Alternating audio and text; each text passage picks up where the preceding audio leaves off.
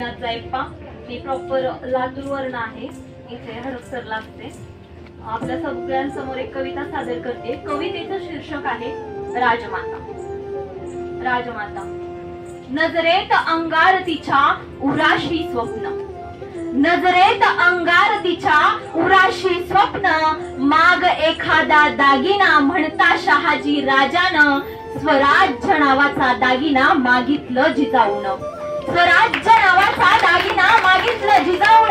आणि त्याच दिवसापासून स्वतःच झाली कारागिरीनं, स्वतःच झाली कारागिरीनं.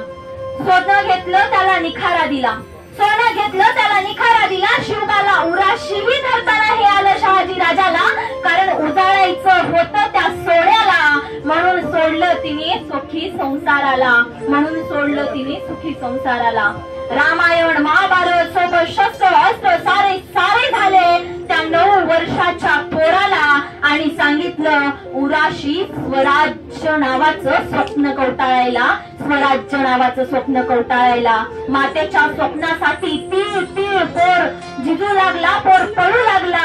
हळूहळू पाय पडला आणि पायाची पायघडी झाली, हळूहळू पाय पडला आणि पायाची पायघडी झाली. आई बहिणींच्या आबरूवर उठणारे हात छाटू जाऊ लागली.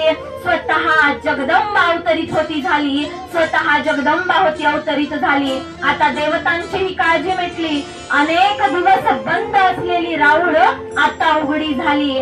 त्या दऱ्या खोऱ्यांना साद ऐकू येऊ लागली, आणि तेही जगदंबेच्या सादेनं जागी झाली. अखेर तिने तो दागिना घडवला, अखेर तिने तो दागिना घडवला. पोटचा गोळा अखेर पर्यंत लढविला.